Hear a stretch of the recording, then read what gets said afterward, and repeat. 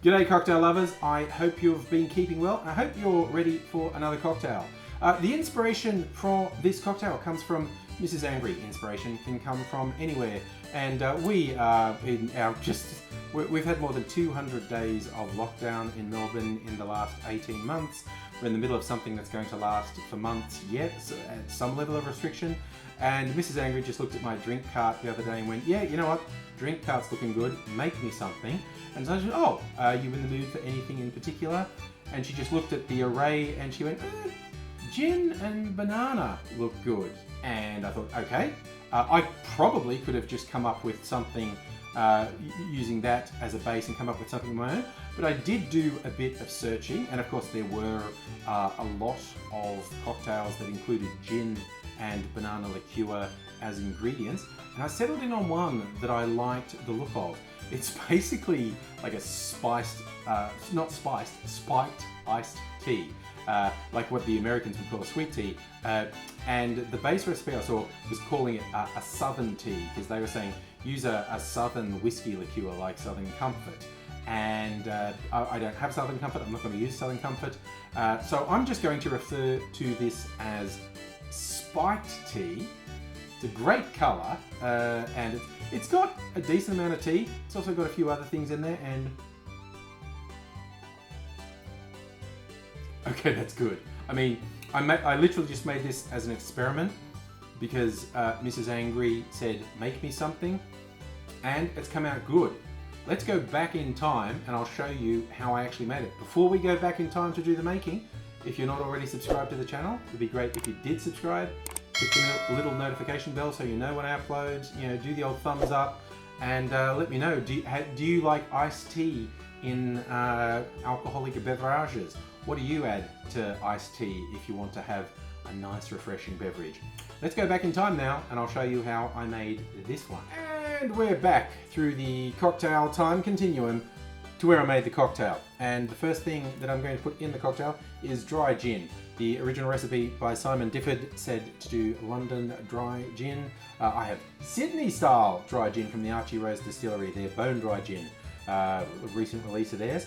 But yeah, this is recommended for a dry style gin, but go with the gin you like. I won't tell any stories if you use a different style of gin, but if you're going to follow the recipe, dry style gin, and we're going to do half an ounce or 15 mils of gin. This is a reasonably fruity cocktail in terms of the liqueurs. It also features some apricot liqueur. Whether you have an apricot brandy or an apricot liqueur, go with this. And again, it's half an ounce or 15 mils, this time, of apricot liqueur. Here's the banana part, doing crème de banane, or just banana liqueur in the vulgar tongue. And again, in same ratios as the previous couple of ingredients, it's going to be half an ounce or 15 mils of banana liqueur.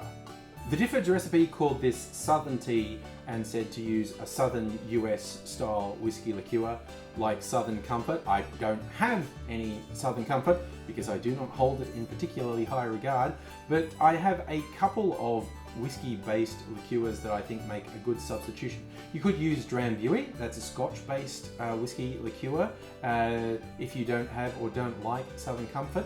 I'm going to use this Australian one from the Lark Distillery in Tasmania. They call it Schlanche, their whiskey liqueur. It's really quite nice. But you go with what you have. A whiskey-based liqueur. Use a whiskey if you want, quite honestly. And this is one of the main alcohol feature of the drink. So as opposed to the other ones that were half an ounce, this is a full ounce or 30 mils of our whiskey liqueur. And because this is a spiked tea, we are now going to add some cold tea. I brewed up a little bit of tea earlier and cooled it down. I've used the tea of your flavour. Black tea is recommended, whether it's just your standard tea or like an Earl Grey or some particular thing that you like. Whichever black tea you like, we're going to add 2 ounces or 60 mils of tea. This is a shaking cocktail, so we add ice to our shaking glass, put it together, bang it in hard, and shake that for about 10 seconds. Oh, motherfucker. Sorry, I just almost knocked over my gin. I could have edited that out, potentially, but now you know I'm called Angry Cocktails. I get angry at things. Let's shake the cocktail. We're going to serve this up. I'm going to put it in a chilled coupe glass. It's a reasonably voluminous drink, so you want a glass with a decent holding capacity.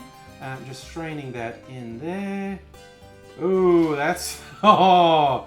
Okay, I maybe should have gone even higher than this, but oh, that'll survive. And there we have my spiked tea. Garnished with a lemon wheel, there's my spiked tea. What I like about this, besides the fact it tastes nice, I think this is really flexible. Like, I've served it up in a glass like this, but you could do it put it in a Collins glass. It's, make it a tall drink. Top it with soda, or even with more iced tea, if that's what you prefer. The flavors are great. There is actually some really good balance between that whiskey flavor, the gin and fruit, and the tea. It's a good, it is actually really quite good. And again, make it with tea you like. And I think it is quite refreshing. I mean, it's the tail end of summer in the Northern Hemisphere as I post this. It's just starting to get warm here in Australia. This is a good sit in the afternoon sun drink as far as I'm concerned. Like I said, and you could make it a highball, you could serve it up like I did. There's lots of room to play around with it. But I enjoyed it. If you make it, I hope you enjoy it too. And I hope whatever you're doing, you're looking after yourself, looking after people around you. Until I see you again, cheers.